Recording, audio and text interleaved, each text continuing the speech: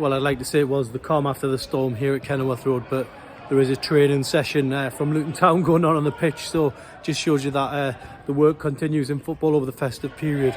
But, you know, looking back on Newcastle's performance today, yeah, absolutely gutting really, the way Newcastle played.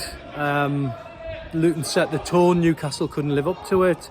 Newcastle were lucky not to be 2 or 3-0 down at half time after Andros Townsend's header, so really disappointing on that score.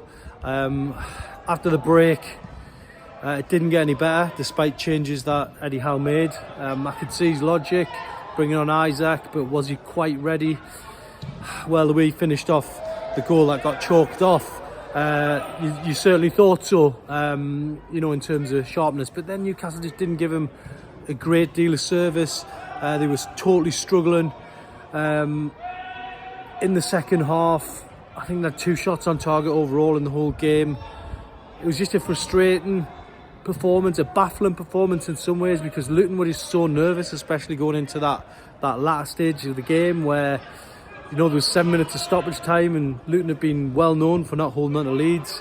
And it was Luton who actually gave Newcastle a lesson on time wasting, something they should have done at Chelsea the other night when they had it in the corner. I mean, you know, speak to Alan Shearer anytime you want, he'll tell you about how to run the clock down, and Luton pretty much did the Alan Shearer manual in the corner there. So, you know, I think there's so much more for Newcastle to learn. They can't be complacent. They also can't be too down, because I think there is a good team there. I just think away from home, you know, something's happened from last season. And you don't become a bad team overnight. So I can't be too critical of the team overall, but I just think the performance in isolation today, not good enough, not at it.